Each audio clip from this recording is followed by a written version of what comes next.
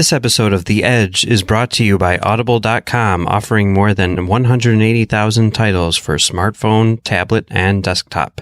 To get a free audiobook of your choice and help Trek.fm at the same time, visit audibletrial.com/trekfm. And also by Enterprise in Space, an international program of the nonprofit National Space Society. Find out how you can help science and education and become a virtual crew member aboard the NSS Enterprise Orbiter by visiting enterpriseinspace.org.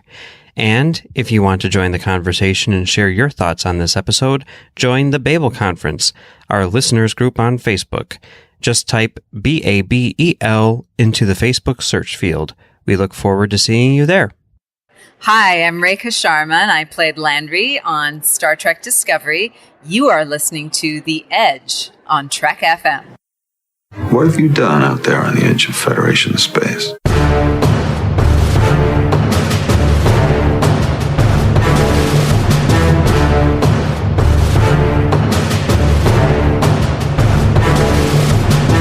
Welcome, listeners, to The Edge, Trek FM's dedicated podcast to Star Trek Discovery. I'm your host, Patrick Devlin, and with me, as always, is the wonderful Amy Nelson.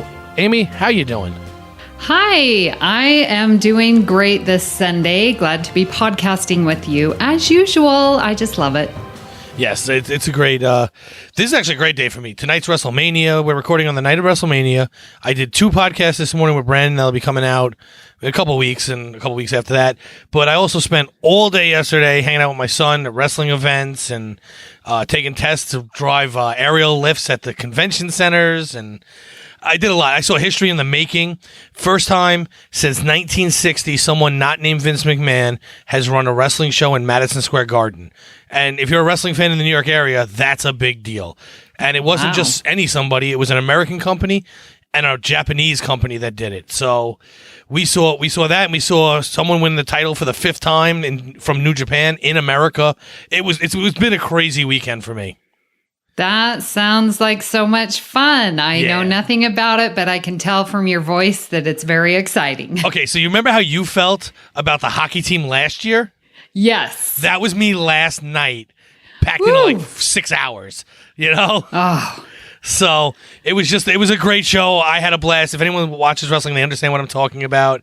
It's just been wall-to-wall wrestling from like Thursday night on here in New York, and I'm eating it up. And I'm going to be sad to see them leave on Tuesday, but at least I'll be able to sleep again. Right. So, but anyway, we're not here to talk about me and my wrestling addiction, which is as bad as my Star Trek addiction. We are here to talk about my Star Trek addiction. We're here to talk about the episode of Star Trek Discovery Season 2, Through the Valley of Shadows. What were your initial thoughts on this episode, Amy? Well, I obviously watched it when it came out on Thursday, and I tried something new this week. It was recommended by one of the listeners, and he's been on postcards, and the main show was Joe Keegan, and he says that he listens to it without watching it. Like he would go to the gym and just have it on while he was working out. So I actually did that this morning. I had a nail appointment, had to get, my nails done. And so I had that in and was listening to it without watching it. And that really changed, and I can see why Joe does that. And I would encourage you listeners, because you pay more attention to the dialogue instead of focusing so much on, what you're seeing. And, like when your senses, if you lose a sense, then your others are heightened. It was sort of that philosophy going on there. So really enjoyed this episode. I thought it was, I don't know, I'm sort of going back and forth. I really enjoyed last week's. This one was okay, but I'm liking it more that I listen and watch it. What about you? So I really enjoyed it. Again, it's been a few weeks in a row now that like everyone else seems to think this is the greatest episode so far. And maybe that's just a symptom of the type of writing, because every story builds on the last. I didn't see this as the best, but it's really good. Like where we go with it is really, really good. Where the story is headed is great. The cliffhanger ending would be good if I believed it, but other than that, I mean, so far I really enjoy the episode, and I really enjoy a lot of the things that happen in this episode.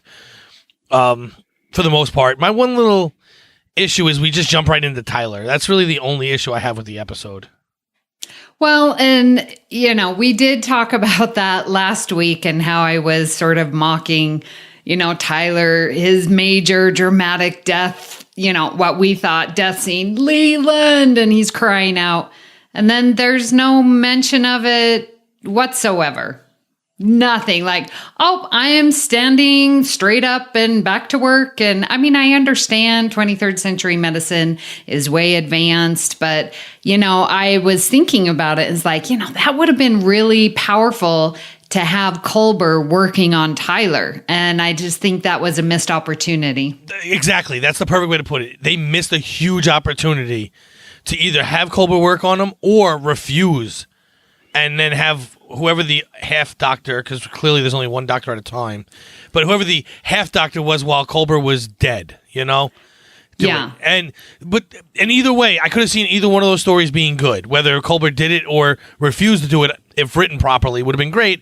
I just feel like this was a missed opportunity, and it's like they don't even give you a chance to notice it. Like they just throw him right at you in the beginning of the episode. And I didn't even realize at first until I went back and thought about it. I was like, wait a second.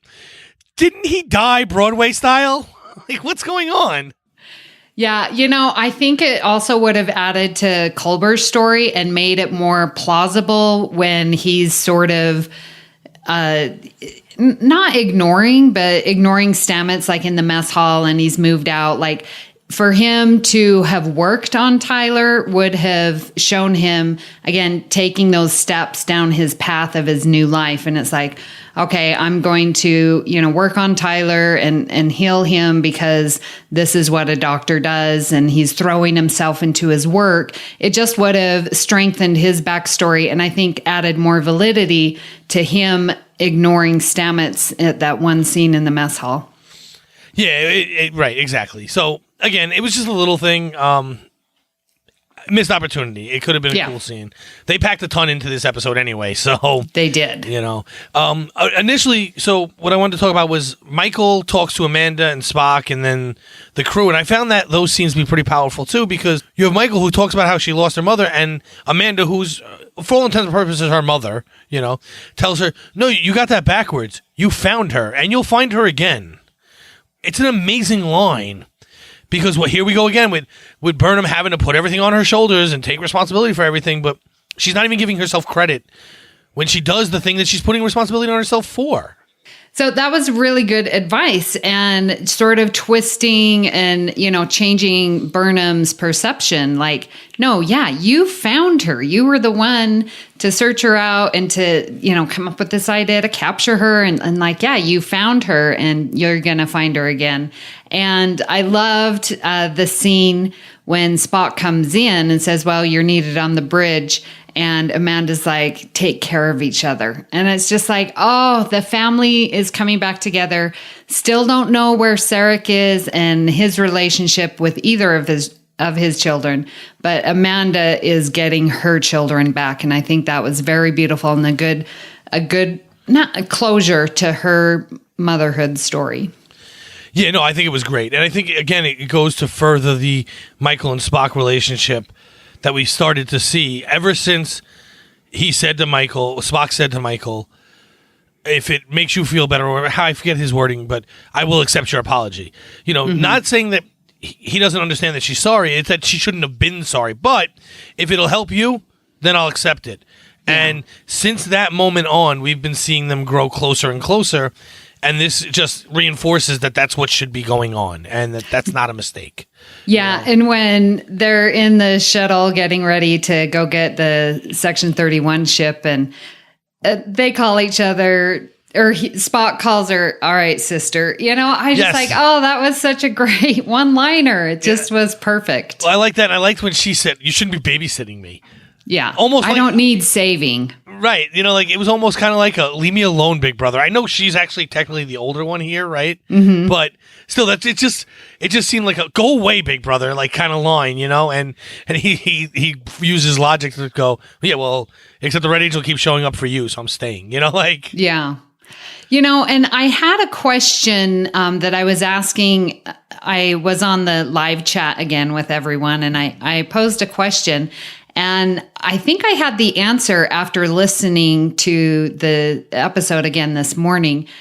I was really confused because when we first met Spock, like he was deranged. He was out of his mind. He was, checked himself into this mental hospital. And now, like by this episode, it doesn't even seem like he was troubled at all. And I was like, well, what in the heck was he troubled with in the first place?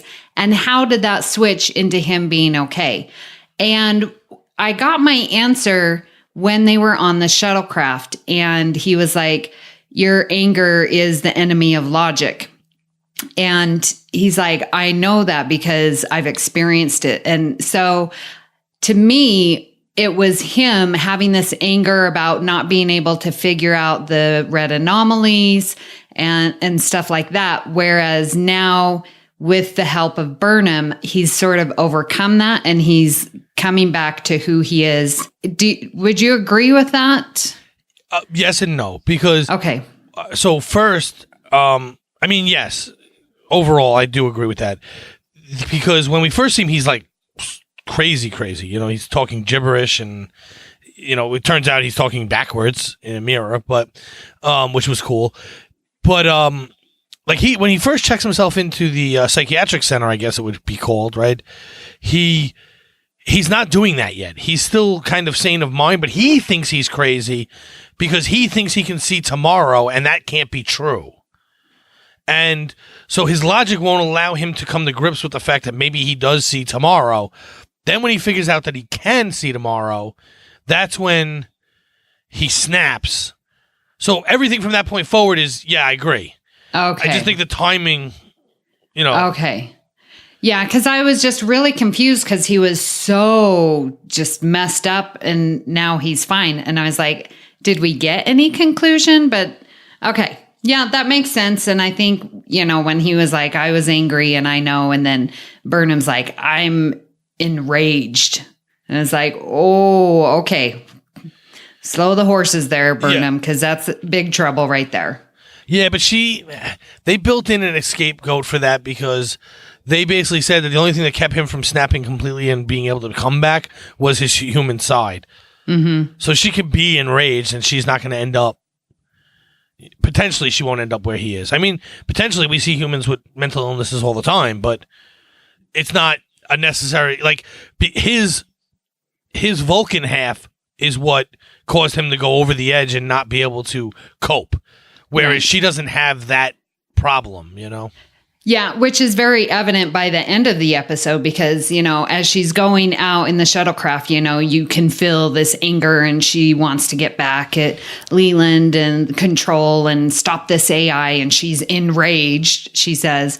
But then by the end of the episode, Spock's like, well, don't you want to see where, Section 31 was going to? And she's like, no, I'm done. And I was like, wait, I thought you were enraged, but, maybe happened? that was her human side. What happened? You just changed your mind? But it really seemed like that. But I've done that a million times. Yeah. I've been furious. And then, an hour or two later, I'm like, whatever. Right. I got my closure. I'm okay. So that is what it is. Moving forward in those scenes, though, before she gets on the shuttlecraft, they're talking about what they're going to do. The Discovery's going to stay behind, and I agreed with her when she first started talking. I absolutely believed that their job was to go after Leland. Mm. They all make perfect sense and prove me and Burnham wrong because no, you can't put the rest of this data in his path. Right. And I'm like, oh, yeah, I didn't think of that. But much like her, I was like, get him, and I wasn't thinking clearly. I just wanted to get him. And that's where she was at the moment. And they're right, but she still does it. I mean, she goes off on her own to do it. She doesn't take the Discovery with her, but. Yeah, and it sort of was so silly when she's like, it's just an exploratory or whatever, mission that there's no danger. I'm like, come on, we know better than that. I sort of chuckled at that. But how great was it that Saru was like, mission or, request granted. I was like, yes. Hey. Well, and they bring it up because now the new Saru is not scared. The best way I can put it, he's not scared of everything. Although, I don't know if he was really right in sending her, but whatever, that's another issue. Maybe that wasn't the best plan of action, but it was well, cool he ordered Spock to go, so that was his safeguard. Well, and it wasn't really chasing Leland either. I mean, it was, but it wasn't, because they were going to another Section 31 vessel. So there was something more than just her revenge on Leland if Saru had to defend sending her. You know what I mean? Yeah. So there was no, I didn't send her to go get Leland. No, we saw a ship go dark and we wanted to know what happened. They were 10 minutes late to report. Right, just some nonsense, just like her nonsense of it's just exploratory. He could have thrown his hands up and said the same thing. It's just exploratory, So, but he's going to take more risks, which I like. I like that about Saru now. I really like Saru now. I didn't like him so much in season 1. I liked him a little more when we talked about him in our overall recaps of characters, but he still wasn't up there. He's really moved up since his transformation into the new Saru, and we got rid of the threat ganglia and the fear, not just the ganglia. And really, we probably could have just got rid of the ganglia and I would have been fine. But getting rid of the fear has made him even better. Yeah. And that one line where he's like, well, I'm acting captain while Pike is, down on Boreth. And I was like, are we really going to get Saru as a captain for next season? I'm very interested because that line was put there for a reason, I think. Yeah, and I think we might get him before the season ends, but that's another story. Well, there's 2 more episodes. So. Yeah, and I think the last episode he'll be captain. That's my personal opinion. Yeah. I mean, look, I've been called out like a million times that I get things wrong all the time. Yes, I don't have a crystal ball. I can't see into the future, and I have to talk about this every week. So I'm going to make a lot of predictions, and none of them will be true. And that's fine. Oh, I'm going to have to get you a time crystal because I've never been wrong. Wink, wink. Fair enough. I'm never wrong because I don't make predictions. that helps. But I like making predictions. That's one of the things I like about Star Trek. I know some people don't like it because if it's not what they predicted, then they're not happy. But I've gotten nothing right, and I still enjoy the show. So exactly. Whatever. I did get that the Red Angel was someone totally new. I mean, that technically was right. There you go. So and I like that. But no, I mean, it is what it is. So. But I enjoy this new Saru. I enjoy that line, that whole, it's an assertive Saru. The older Saru would have been like, well, I am acting captain. Like, even just the way he said it is very much a better view of what I believe a captain would be. Because a lot of people talked about him being captain, and I didn't believe his older state would be able to do it properly. Right. He was just too afraid of things. Yeah. And he would have come up with a million reasons why it was too dangerous, and right. And if you're frozen in fear, it's just as bad as being someone who's too brain dead to realize they should be afraid. I mean, you need somewhere in the middle. You can't be afraid of nothing or afraid of everything. That doesn't work. Those are really good for first in command and second in command, but it's not good for a captain. Yeah, great point. Yeah. So, but speaking of, now you brought up Captain Pike. Speaking of that. He was in the conversation with Tyler and Laurel, right? Because Tyler says, I can talk to Chancellor Laurel, which was weird to me because her last speech, she wants to be called Mother. And we gave up on that, I guess.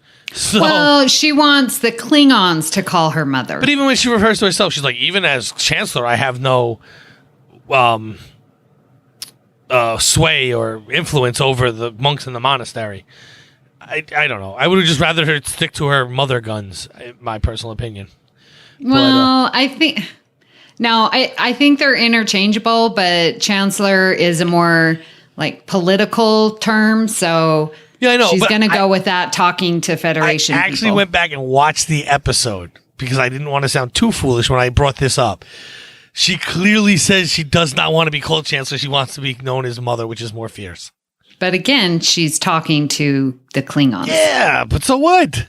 That's what she wants. She should have kept it going. That's my only point. I like it better. Yeah, so, I loved it. Yeah. It gave character to the character, So yeah. For them to just kind of just not use it again, and it probably wouldn't bother me if we've seen her interacting with Klingons throughout the series. Mm-hmm. But we haven't seen the Klingons since then. I know. I'm just a little disappointed because we knew that we were going to see Klingons, and then we got this. And I was like, no, this isn't what I want. I want Laurel's story, not this time crystal thing. So just a little disappointed that I haven't gotten to see my Klingon Empire and stuff. But we did get to see the D7, and that was pretty cool. Yeah, and the other thing about it, too, is we were told by the writers that they were going to be dealing with the fallout of the war, which we haven't really dealt with. No, we haven't. I mean, technically you can make the argument that Tyler's the fallout of the war, but that's cheesy. Like calling him the fallout is kind of weak. So maybe we'll come back and to I guess we did get Jet Reno and the loss of her partner from the Klingon War. But that was one episode. I mean, it's just basically one line. But I mean, I had expected it to play out more in this season in general. Yeah, because I love the Klingons, and I know Brandon does not, and a lot of people do not. So I was like, bring the Klingons. Let's annoy Brandon. But it was his favorite episode, right? This was his favorite episode. So even this, I said to him when he said, he goes, "This is my favorite episode." I was like, "Really? You don't find that ironic that it's a Klingon episode?" He goes, "Oh, I do." And stick it to him, nice. Yeah, but so that's what I mean. Like, so many people think this is their favorite episode. Okay. Yeah. I mean, I liked it. But back to Pike and them. When they were arguing, when Tyler and Laurel were arguing, that was an amazing argument. And Laurel took some low blows. Saying to him, how? Dead people have no rights is a low blow. Oh. Maybe I'm wrong, but I see that as a low blow. But she's pointing out the fact that, dude, you are supposed to be dead. Yeah, okay. And because if you reappear, then her entire chancellorship is out the window. I understand that, but it took all of a second and a half for their son to just outright admit he was their son. So... Well, okay. Yeah, I'll give you that. I didn't think about that. But... I think her saying that, I loved it. It showed her power. It showed her thinking and strategy.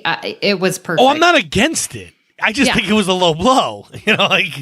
I'm okay with low blows. I just think it was. I think it was, it was a jab at the very least. And whatever. And I loved how they were like, well, we can discuss this at not in front of company. And then they're like, nope. He knows all, let's just say it. And I thought that shows a great amount of trust that Tyler has with Pike and his new crew. And it feels like he's being integrated back into the family. Yes. I also liked that he very quickly sided with Laurel and didn't waver. He didn't go, well, she has points and he has points. And no, I agree with the Chancellor. You're talking about Captain Pike. Right. End of story. Like, I'm not going to give way, not 80% with her and 20% with you. No, I agree with the Chancellor. It's too dangerous. For both of you, by the way. Not just him, exactly. but for both of you. Yeah. And then when Laurel says, well, it's, they're going to kill you too, basically. It's really dangerous for you. He's like, yeah, I understand that, but that's just a risk I'm willing to take. Which brings me to, I was talking with your negative Nelly, Mark, and we were talking about captains in general, and every captain kind of has one overriding trait, right? They have a lot of traits that make them who they are, but there's one that if you said, Captain Picard, intelligence, right? And if you said Kirk, I forget what he said for Kirk, but there's basically gusto, and with Cisco you had attitude. For me, it was attitude, or whatever. Mark came up with a different one, but there's always one thing. Pike's thing, in my opinion, is it's explained in one or two ways. You can either explain it as the ideals of Starfleet. He is the perfect ideals of Starfleet, which is shown when he's told you are the perfect ideals of Starfleet, or just in general selflessness. Yeah. He will do anything without thinking of himself first. Yeah, the first word when you were talking, the first two words was service and sacrifice. Right, which is wrapped up into selflessness. Hand in hand, yeah. So, or the ideals of Starfleet. So, yep. To me, that's, if you had to break him down to one overlying trait, that's the one. And there's a couple words you could use to describe it, but we'd all be seeing the same person, So, and it's very well shown in this episode, because not only this, but later on when he has to see his own future is crazy. Mm-hmm. And he has to accept it. So, well, whatever. So in this scene, we find out that the monastery isn't just for Kahless. By the way, how do you say that name? Okay, so yeah, Discovery, they're adding a sh at the end, Kahless. And I was like, well, I'm a TNG, and Worf has always said Kahless. So that's how I say it. Right, and everyone in the world would say Kahless, I believe, unless this is the first series they're watching. But I really enjoy the H. Uh-huh. It just sounds more Klingon to me. Kahless, I guess, sounds Klingon because I know it's Klingon. Yeah. But if you were just to say, without any context, Kahless or Kahless, I would think the Klingon was Kahless. Uh-huh. Even though they're just adding an H at the end of that word for no reason. But I enjoy it. And I thought they were saying it wrong. Well, because, I know TNG. But then I was like, well, it's those teeth and all the stuff that they have to wear and the prosthetics, and they can't form their mouth correctly. And so it just comes out Kahless. Cool. So I'm glad. I like it. It just sounds more Klingon to me. It makes sense. It still annoys me. I hear it and it's like nails on a chalkboard. It's like, oh. The first time I heard it, I was like, wait, what? And then I went back and I was like, oh, I like it. And then I looked up the spelling. I was like, have they been saying it wrong all these years? Like, well, no, and the there's no same H. thing with the Klingon home planet. Like I've always said Kronos, but they add an R to it. Kronos or Kono. I always don't know. said it They Kronos. say it. Yeah, Kronos, but I think they Konos. say it without the R. Yeah, they say it almost like Konos. Yeah. Konos. And I was like, wait, no, okay. But that's neither here nor there. Yeah, it's pronunciation, which, by the way, could actually be easily worked out in headcanon because different parts of the United States say words differently, period. Absolutely. Like nobody says water like a New Yorker. So, and, or cola, chocolate. soda, pop. Yeah, but even the same Coke. words. Like I've gone places and people are like, "Oh, say that word again because it's funny." Like, oh yeah, it is. Yeah. So because I'll pronounce the R more than you will. I mean, they're adding an H that doesn't exist, but still, whatever. So I wanted to also. I loved the part where what's their kid's name again? Oh, I heard it and I was gonna remember it. Valeric. Oh man, that's right. That's the one thing I didn't write down in these notes. I didn't have it in my notes. Anyways, the son of none. I loved how he said that, and I'm totally paraphrasing, that the past is the present is the future and how they're all equal. And so in my mind, this equation popped up with past equals present equals future and how they're interchangeable and the power of the equal sign. And what does that mean mathematically? And I was like, you know what? You could have 3 people beam down and they could each see the son of none and each see a different age and it still be the same person because that's what it means to be equal. And I thought, wow, how awesome. And so that's why Pike is seeing this one person.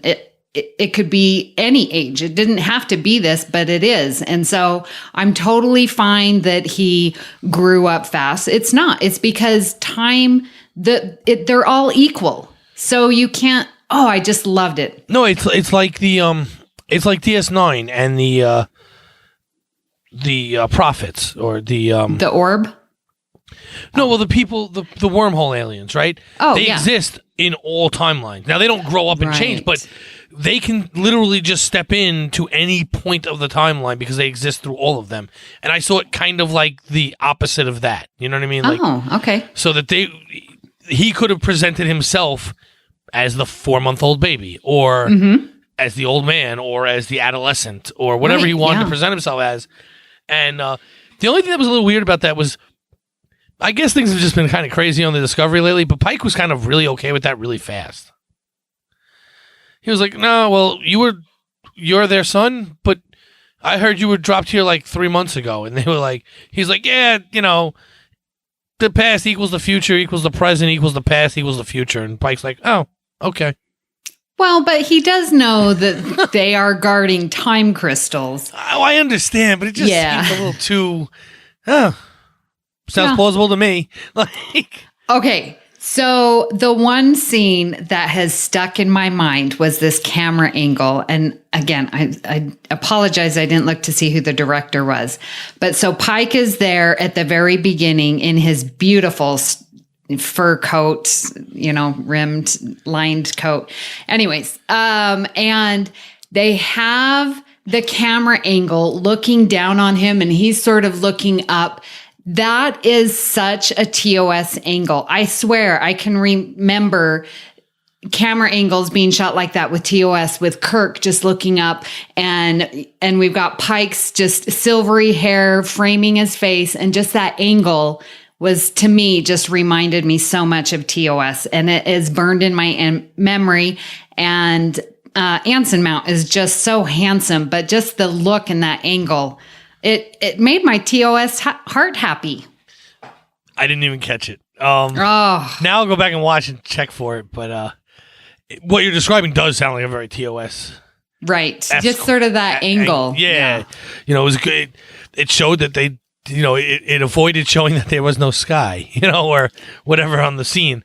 So I'm sure they did it a lot in the 60s. So it should probably bring you back to that feeling. And, but it's cool. So now, Son of None basically explains to him that it's really dangerous for you to take one. First off, we're not giving you them. These 2 batlets to him, and all of that happens. And then when they're walking, and he finds out pretty quickly that this is, Voq. And I found it interesting that, to bring it back for a second, when Voq told Michael that his son was on the planet, he said, well, Voq's technically. Yes. So he's separating himself now. Now, if you go back and watch, it was when they did the operation, or the way they explain the operation is they put a human veneer over Voq.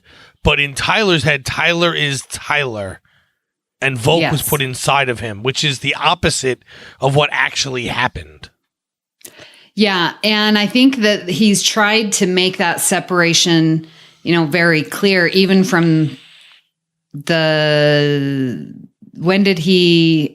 in the beginning of this season, when he confronts with Culber, and he's like, and they had the big fight, in the mess hall, and he was like, but that was Voq. And so even then, he's making that separation, and he's learning who he is, because he can no longer be Voq, because, as Laurel points out, the dead have no rights.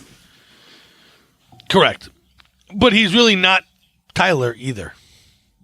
Well, I think you are who you think you are. So I'm going, and I think he is being Tyler and is not being Voq.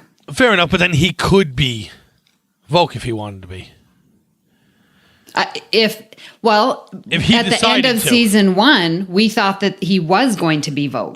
Yes, I agree. But I think he's just I think, again, we're in the same problem with Culber and everyone else is he might call himself Tyler, but he's not the original Tyler. He's not even the Tyler we knew from season 1. He's this new Tyler. Mm-hmm. And I think he's much farther down the path than Culber is, because he's been dealing with it for a lot longer. Yeah. So he knows who the new Tyler is for the most part, but he's not Tyler from season 1 for sure. Right. Yeah. At the end of the season, we are so going to have a identity themed podcast, because there's too much identity crisis. Yeah, it's all over. Yep. It's all over. So now Pike, he's going to get one of these crystals. One weird thing, I guess it's not that weird. The monks are kind of immune to its powers, I guess, because Son of None picks up the crystal and doesn't have the vision. Well, because he's existing in all times. Right, so he's immune to it. But when Pike touches it, he now sees his future. Before we get into that, if you could see your future, would you? Yeah, I saw that Twitter with Anson Mount asking everyone, would you want to see your future? I think it would have to depend on, if I did see my future, that I knew that was going to happen. Like if it was, here's your future, but then you could do something to change it, you know? Like, I'm going to hell, okay. Well, then I'm going to change my life so that I go to heaven type of thing. I don't want it predetermined. If I knew that things could change, then I probably would. But if I knew that it was like, if you see this and accept it, then there's no changing it. Okay. I don't think I'd want to know either. Yeah. If I knew for a fact I couldn't change it. So I have a saying about worrying. I've lived my whole life this way. I don't bother worrying. It's a waste of time. It's a waste of energy. Mm-hmm. The reason being is if you can't change anything, worrying doesn't help. So you might as well move on to things you can change. Right. And if you can change it, worrying doesn't help. You might as well change it. So I kind of feel the same way here. If you tell me that I can't change my future, there's no point in showing it to me because I'm just waiting for the inevitable, right? However, that fact alone would then change my future. But if I can change my future, now I feel I would become obsessed with either getting that outcome or changing that outcome to the point where it gets out of control and I can't exist anymore in functioning normally. I can't just get up and go to work and come home and hang out with my kids because I do everything I did would be in service of changing a future that is maybe not even an outcome anymore. Mm-hmm. And I'd worry that everything, obviously everything I do now is in service of getting to where I want to be in life. However, if I already know the outcome, I would be questioning, well, did I do this or did I not do this? Am I only thinking this because I saw it, or is this what I thought the first time and do I have to change it? And you ended up getting frozen in time, in my opinion, where you can't make any decisions, which, by the way, making no decision is a decision, and it's the worst one. Yes, I agree. And as you're talking, I don't know, 10, 15 years ago, it was really big in the psychology world and the self-help world to create your vision boards. Oh, yeah, I remember that. Yeah. Now, isn't that the same thing? You literally, you were supposed to cut out things from magazines or whatever and put it on this poster board, and then that was going to be your vision, and then you were going to realize it. Like, it's very similar, I have to argue. I agree. The difference is two things. One, it fell out of favor for a reason, but two, you're making every decision to get to that goal, right?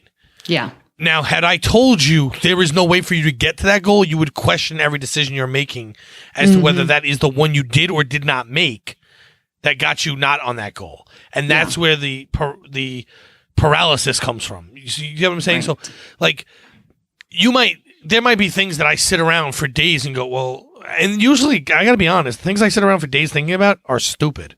Mm-hmm. Like, I'll sit around and like, okay, so I vape, and I'll be like, oh, well, I need a new vape. And I'll research it for days on end, and just days and days and days. And like, it's ridiculous to do that because it doesn't really matter which one I end up with at the end of the day, But now imagine that being whether your kid lives or dies. Right. So I think about, and I saw a lot of comments that they're not liking this part of the episode because it seems too predestined. Like, you are predestined to do this. But I think back, say, like when I graduated high school, I had no idea that I was going to end up being a teacher. And I love being a teacher. Like, I was meant to be a teacher. And had I known that I was going to be a teacher, I wouldn't obviously have taken the same path that I got to be a teacher. You know what I mean? But it's like, I sort of feel like I was destined to be a teacher because I'm a really good teacher, if I do say so myself. But is that predestiny? I don't know. I'm a bad case study in this. My whole family are electricians. I wasn't going to be an electrician. Here I am being an electrician. So it didn't work out for me. Now, however, so was that predestined? Maybe. But had I looked into the future and saw that, then I wouldn't have bothered going to college, right? Because, hey, I'm only going to be an electrician anyway, so why bother spending the money at St. John's? Had I not done that, I don't have my wife. And if I had not done that, I don't have my children. Right. So now I wasn't at a wrestling all day yesterday with my son and what. So I could have literally screwed up everything I have right now because I knew what the future was. Yep. Instead of just letting it ride and seeing where it goes. And I think I'm doing all right in life. So I like where I'm at. And I would not, I know for a fact that if you told me there was nothing I could be other than an electrician, I wouldn't be where I am today. Right. The only thing I'd still have is being an electrician because I met my wife in college and everything else after that doesn't exist then. Right. Yeah. That's my take on that. But now, what do you think of his vision? Oh. Or visions, I guess, right? There was that was so well done. So heartbreaking. So traumatic. So scary. So just horrifying. Yes. And Anson's, his reaction and like when he jumps back and screams like, oh, I was just right there with him. I loved the whole thing. I thought it was so well done. Great to see the big old box, from TOS Menagerie. And it was really, really good. I liked it a lot. So, yeah, I really enjoyed it because it was, it was a future that we know, you know what I mean? We kind of know. So that was cool. But now, something I didn't think about, but when I was talking to our negative Nelly, he brought up, we might see a crazy Pike moving forward a little bit because now he knows no matter what he does, he's going to end up in that position. So he could take bigger risks now, knowing that, you know what? I'm not going to die because I have to end up there. Interesting. It is, but that goes to show you that the universe is deterministic, which I don't like necessarily. But we don't know what his thoughts are because maybe it's not deterministic, and he starts taking risks, assuming it is deterministic, and then he almost dies. Yeah, that is really good point because every time we see, say, like Picard go through something like this and All Good Things or Tapestry, like, he knows his outcome or no, it's because he doesn't know his outcome. And like in All Good Things, at the end, they're sitting around and it's like, well, why do you think, Captain Picard told us these things? And it's like, well, because that isn't our future. Like we have, choice, we have agency. And you're right. Now that agency has been taken away, how is Pike going to act and behave? That's going to throw his whole game off, I think. I'm totally with you on that. Right. So now we might not end up, it's possible he doesn't end up in that position because he does something crazy and loses his legs. I'm just throwing out a for instance, but I just found it interesting because there's so much to dive into on that. Philosophically in general. Yes. And so I think I would like to say about myself that I would be the kind of man that Pike is and do it knowing that I was going to find out something I didn't want to know and something that I couldn't quote unquote change. But now I can see, I know I would also be the person that now I'd be locked in my ready room or whatever they have on the Discovery and fearing every consequence of every action and trying to play them out like I was Data running through my head, and that could just that could lead to him being in that position in the first place. Yeah. So and then we're back to this. Star Trek loves doing this in Discovery. Which came first, the chicken or the egg? Yeah. Did he end up there because he saw he ended up there, or was he going to end up there anyway?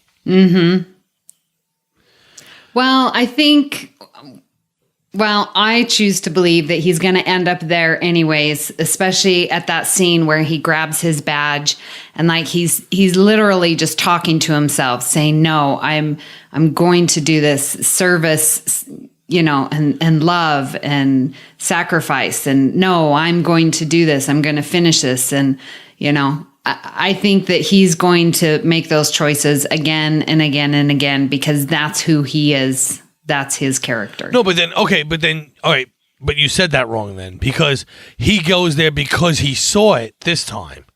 he was going to end up there, and then because he saw it, he makes sure he ends up there again. What I'm saying is, does he end up there no matter what he does, or does he make the choices that gets him there? And I think you're on the side of he's going to make the choices that get him there, right? Yeah. Now, he could at some point say, you know what? If I make this choice differently, I can change all of human history after this. You just believe he won't do that. Well, it's the same. See, chicken or the egg. He's doing both, if you think about it, because he is, by obtaining the crystal, that choice is going to change, right? It's going to change what Dr. Burnham is saying.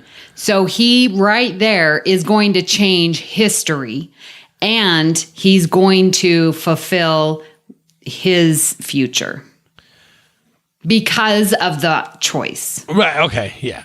Fair enough. Okay. Now we find, because we kind of jumped around a little bit from Michael to Boreth to Pike, but going back to Michael now, once Michael and Spock find this other ship, they find one life sign among all the dead crewmen, and it turns out that it is Lieutenant Grant. Was it Gant? Right. Sorry. Who she served with on the Shenzhou, which I find that's an interesting pick of who they used. Someone. Do you even remember him from season 1? No, but she points it out. Okay. I was like, did I miss something? I don't think we were supposed to. I think the part that I find interesting is just that it was someone she knew. Yeah. Okay. You know, because at first it's like, oh, great, we're going to have another one of these stories where someone dies in front of her that I was supposed to care about but heard nothing about before now. No, the more important part is that, to me, the AI picked someone she knew.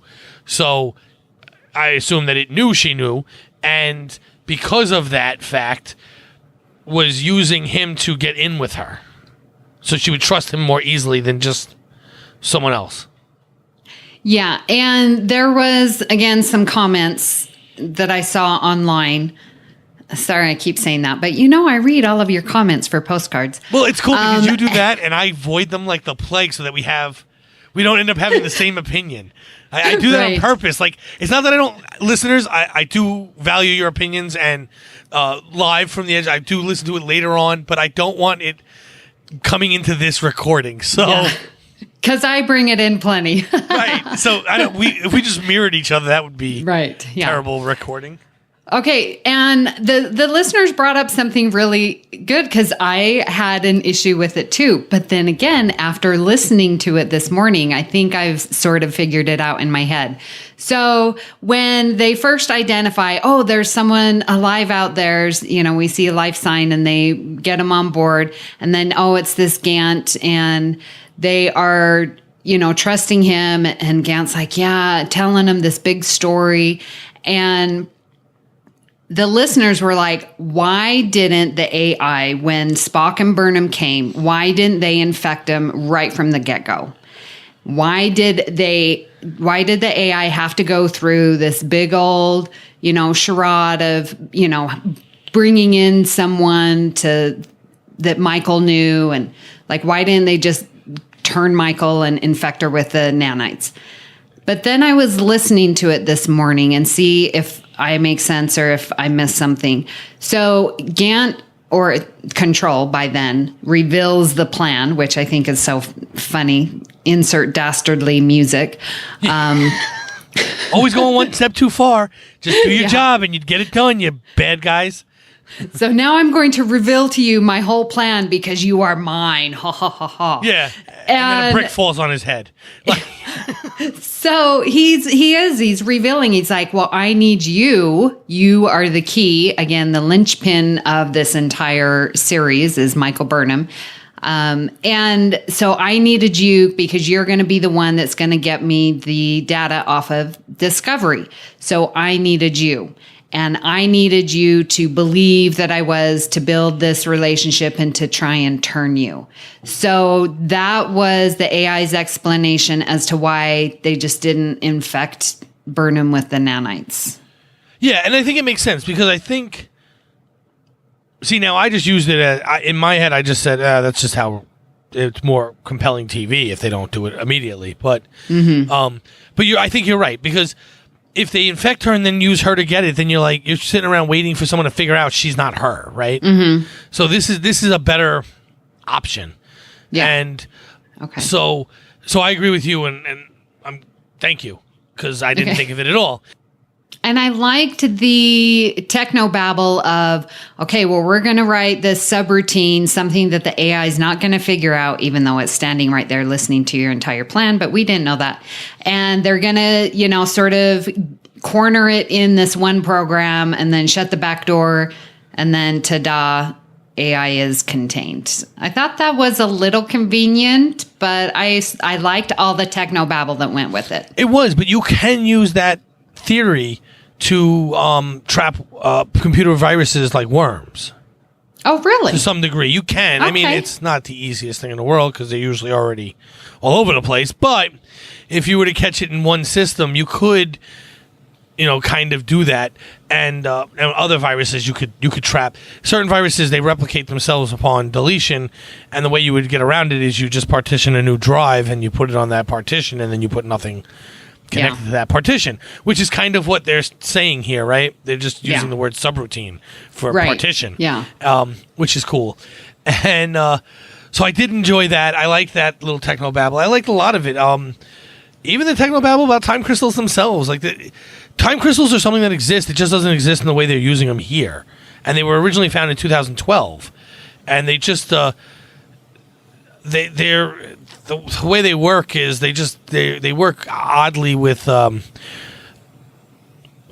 trying to think of the way they word it in science, but basically they change over time, which crystals are not supposed to do, and that's why they're called time crystals. But so did you just use a time crystal to jump to a previous part of our conversation? Yes, I did. Okay, got it. It's a technobabble in general. I just taught tangent. All right, now jump back. But I enjoyed all of these little technobabble moments throughout the episode, like the time crystals in this and whatever else they brought up that I can't think of at the moment. But, so it was just a cool moment that they were going to trap this thing. It does turn out that, we're telling this plan to Control so we can see it coming, but... that's kind of, the moments when they figured out that he was Control. That was great. Like the look on his face and everything. That scene was done so well. And I loved how they captured him. Magnets. Yeah. Okay. So again, technobabble, right? That's not really technobabble, but it fits into this theme that I was going for a minute ago, where that whole scene was great because she's shooting him, right? And okay, I know some people have a problem with the fact that the phaser fires bullets instead of a steady stream, and a steady stream would have destroyed them with no problem. Okay, whatever. I don't care. It doesn't bother me. What I do like is that the nanites started pouring out of him, which was a little weird because they're way bigger than they should be because they're microscopic. But but no, it's all of them. Okay. It's all the microscopes that... Okay. But it pours out of them, and as it rushes towards Burnham, at the last possible second, they all slam down on the floor. Now, I didn't know he used magnets at first. I thought he somehow killed them, which would have been cool. But this was actually a better answer because now you can't just get rid of them. He had to figure out the exact frequency of the magnetic pulse to get them to be sucked to the floor. And he says he's sorry, and she's like, "It worked. It's good, right great on timing. time in my book. Yeah, I'm not dead, so it's on time." Yep. So that whole scene was great. Like just the way the back and forth there at the end, and the fact that we found out they weren't dead, that they were still on the ship, is cool because if he found a way to kill them, you can now easily defeat Leland, and I don't want that. I don't want an easily defeatable main foe. I want it to be harder than that. Right. So, question for you. We see that they come back to Discovery, and then that's when we get the 30 ships showing up, Section 31 ships, and it's, as Saru says, it's almost their entire fleet. What happened to the ship that they were just on? Did they blow it up? Did they... I don't remember them saying anything about that. I guess it's just still dead in the water with nanites sitting on it, magnetically stuck to the floor. I know. That's a bad plan to just leave it there. Faith. It's faith. I know. I don't know. I don't think I didn't catch it if they told us. Faith is not a strategy. Well, apparently it is for the Discovery. Again, it's a bad plan, but it's a plan. You know, not deciding is the decision. So, but so we do get back to the ship, and then this is very interesting to me because now they are finding a way to tie the red signals to the Red Angel to them without it. It's very convoluted. I don't want to say it's not convoluted, but with it still making sense that Burnham's mother wouldn't know what they are. Because they mentioned that they had the red signal at their location. They get the time crystal, and now all the ships are coming. I think we're going to find out that the red signals are a sign from Control as to where to go next. So who's doing the red signals? Control in the future is sending these signals back and telling to help present day Control. Yeah, tells present day Section 31 where to find the Discovery. Oh, okay. Or the data in general, but yeah. Okay. I'll buy it. I didn't have a theory on that. It was a question, so we'll see where it goes. I'll be wrong again. It's fine, but for this week it works. Yeah, it does. I didn't buy we can't spore drive jump because they're just going to follow. Excuse me, you can go anywhere in under a second and they don't have the spore drive. So it's going to take them time. So you can jump and buy yourself some time while working out how to either A, get rid of the data, or B, set up a trap for Section 31 and try and kill Control. Didn't buy the self-destruct one little bit, and to be honest, I'm a little irritated that it was there. Okay, so, yeah, they could jump, and then they have time, and then they could jump again, and they would have time, and exactly. we could just keep doing this. However, I'm glad they didn't jump, because and Brandon's brought this up, and he's right. If you could just jump at any time, then you're never really in any risk. And the ship has to be at risk at some point. They should have come up with a better reason why they can't jump than that. Like, oh no, we'll kill Stamets if we do it. That would be a better excuse why you don't jump. Right. You know, but to just say, they'll follow us. Yeah, you're right. Yeah. But it's better than sitting still. Here's my problem with the self-destruct. A, the show's called Discovery. They're not going to blow up the named ship. B, what does that accomplish? You have 30 Section 1 ships around you. The data is just going to transmit itself off of your ship onto their ship before it blows up, so then you've given them what they want. Yeah, and we know that it's not going to be self-destructed because of Calypso. Right. We know it's not going to be self-destructed because 3 episodes ago, it wouldn't even let you delete it. Right. So there's no way. You're right. In theory, that could be Discovery B, but in Calypso. Yeah. It's not going to be. I know it's not going to be because that's ridiculous. They're not going to come out with a show called Discovery and 2 seasons in go, 1, they're not going to end the series here. It's not happening. But 2, they're not going to have them fly around in the Bravo next year. It's just not going to happen. Well, again, I saw this with the listeners. They were saying that the writer said that Discovery isn't tied to the name of the ship because we started with Shenzhou, and it's a discovery about people and characters. Awesome. Blah, blah, blah. You rolled your eyes at me, so I know you don't buy it, but I'm just saying that is one postulate coming out. I'm not rolling my eyes at you. I'm rolling my eyes at that comment that the writers made. Because they also told me that this whole season would be about the fallout of the Klingon War, and that wasn't true either. Or that we would be discussing, like, religion and faith. I'm sorry we haven't. Right, yeah. Small bits of it throughout the season. Very small. Yeah, so I had expected more, to be honest, when you bring up faith. The way the season started, I expected much more from Pike on that. Mm-hmm. Well, especially with what we saw in New Eden and how he is a faith person, right. faith-based person. That and Saru should have been the main focus of at least the faith side of the story, Right. And Yeah. we should have had a driving force with those two, and we didn't get it. Mm-hmm. So they can say it's not tied to the show, but until you prove me wrong and you blow up the ship next week, I'll believe that that's a lie. So, whatever. I don't believe they're blowing up the ship. It's ridiculous. Like you said, Right. we see it in the future. Although Michael's mom got caught now, that future might not exist, but... Huh? Well, so who knows, but I don't buy it. So, Amy, what are your final thoughts on this episode? Well, I'm glad that I had the chance to do a re-listen, if you will. So I sort of put some questions to sleep in my head, at least for right now, because there were a lot of questions that I had about the story and the plot line of it all. I, again, do wish that I would have seen more of the Klingons, the Klingon homeworld, and how Chancellor/Mother was doing.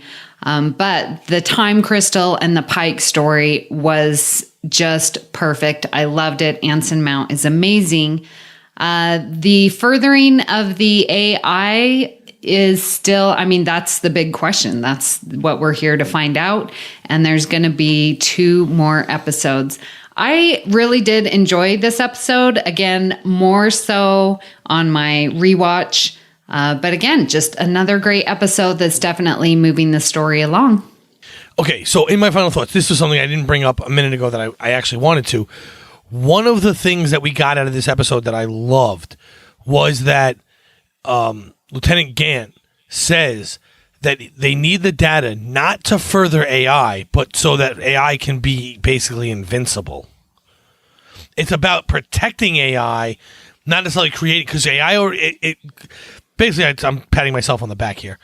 It gives credence to the belief that I had that AI already exists here, so it doesn't need the AI data. It needs all the other data because that gives it the knowledge to never be defeated moving forward.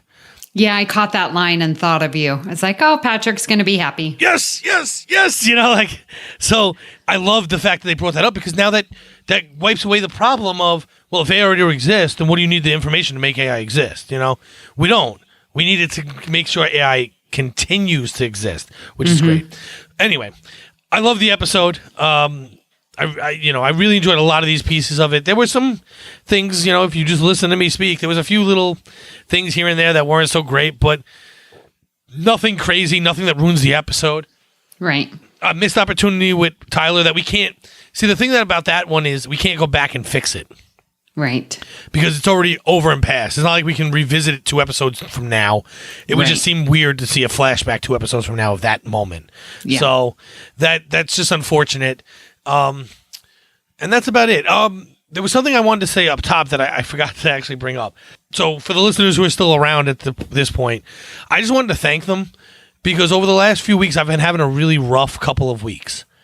And I've had a few of them reach out to me over the last 2 weeks or so. And you guys know who you are. I'm not going to run down the list, and tell me how they really appreciate my views or my opinions, or even if they don't agree with them, just the fact that I come on here every week and do this. And so you guys make it all worth doing this. That's, it's much more fulfilling that you guys listen and feel this way.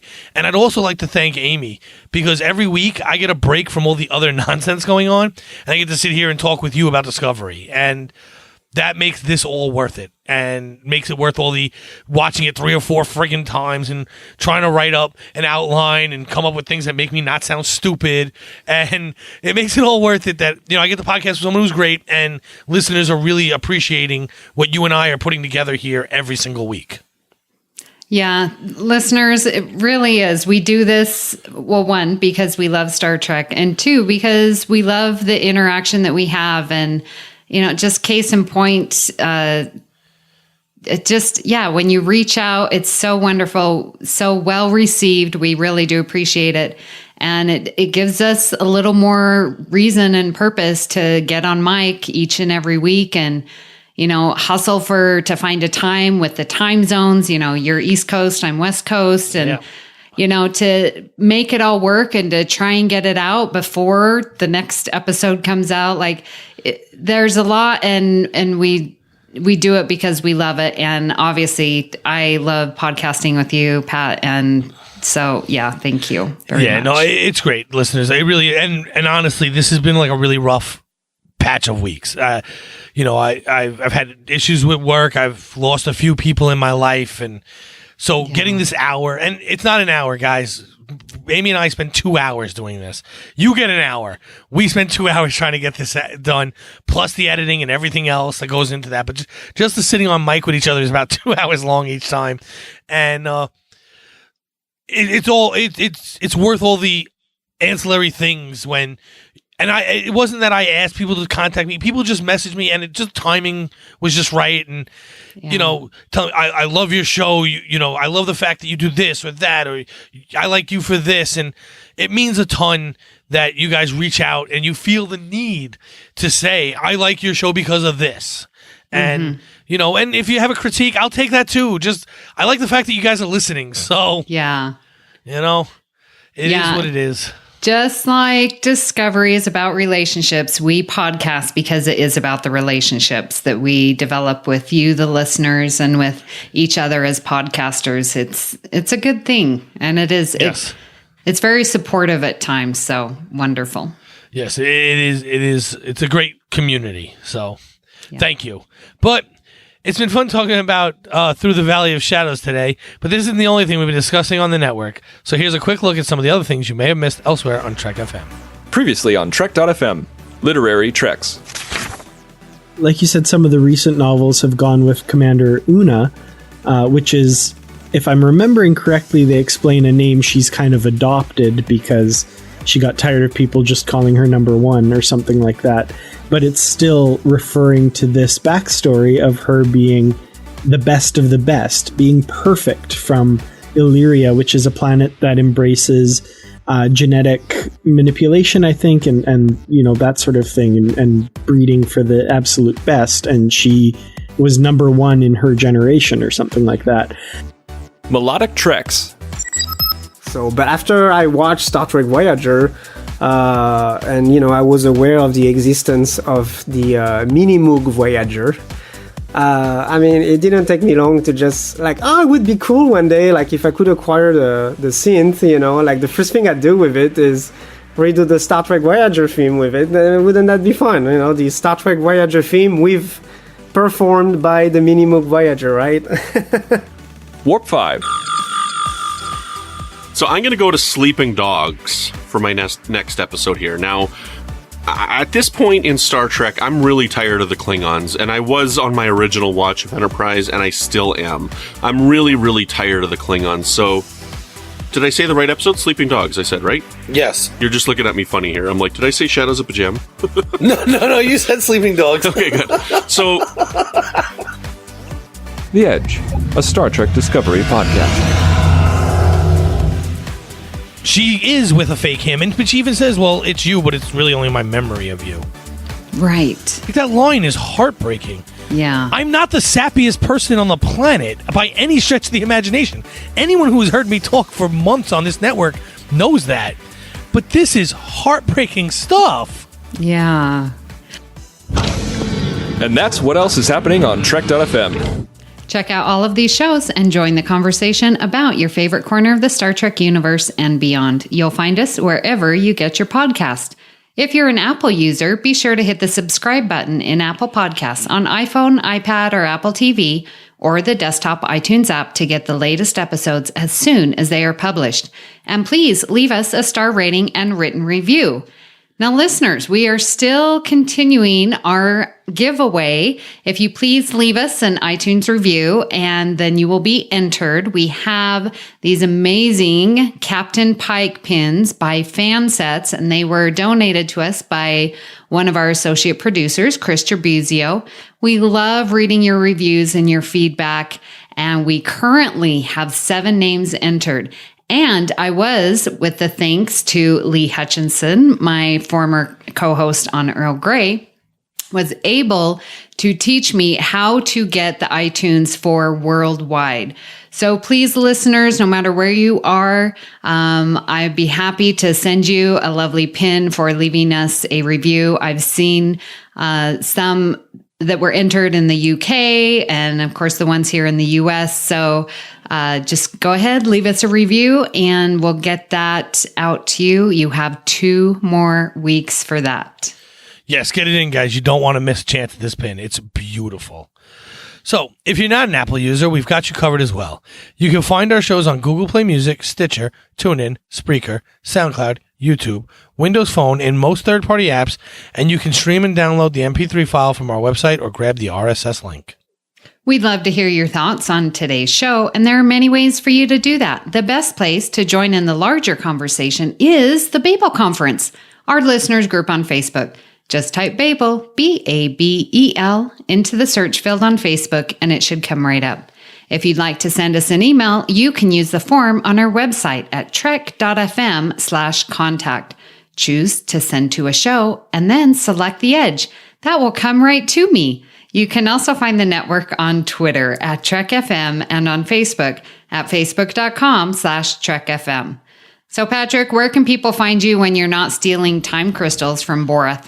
Well, when I'm not doing that, they can find me in the Babel Conference, which is interesting because with them, I can now be there whenever I want. Ooh, so past, present, and future. Yes, you can never get rid of them. No. You can also find me on Twitter at MagicDrop5. There's no spaces, and the 5 is a digit. And you can also find me with my buddy Brandon every other week on Warp 5. So, Amy, where can people find you when you're not setting up your little memory wall of the future to find out where you want to be? Well, when I'm not doing that, I'm here on the network. I, of course, do postcards from the Edge that covers the fan response for Discovery. I am on Earl Grey, which talks about the next generation with Justin and Richard. I'm also over on the Fandom Podcast Network doing Discoville, and that talks about the Orville and Discovery with my good friends Haley, Kevin, and Kyle. I am on Twitter at Miss Amy Nelson, but my favorite place is right there in the Babel Conference. Awesome. And Karen, I see you posting something you don't like that I said already. I see it. Hi, Karen. Thanks for annoying Patrick all the time. I just love it. I'll pay you later. If you'd like to help us keep all our shows coming to you each week, you can become a patron on the network on Patreon. Visit patreon.com/TrekFM. That's patreon.com/TrekFM to get all the details. Perks include early access to episodes, exclusive content, producer credits, and more. Available through our special patrons website, Patron Zone. It requires a great deal of money to produce, host, and distribute these shows each month. We'd really appreciate any support you can give us and hope you'll join the team. Again, you'll find all the details at patreon.com/TrekFM. Since time is equal in the past, present, and future, we would like to thank our different eras of the Edge, our associate producers. We have Norman Lau, Tony Robinson, Thomas Puleo, Lisa Slack, Shoaib Mirza, Richard Rutledge, James Muldrow, Cornelia Reutner, Ryan Mallett, Chris Trabuzio, and Brian Malosh. Thank you for supporting Trek FM in the past, in the future, and currently. Of Federation Space. Thank you for listening, and join us next time to see what's happening on the Edge.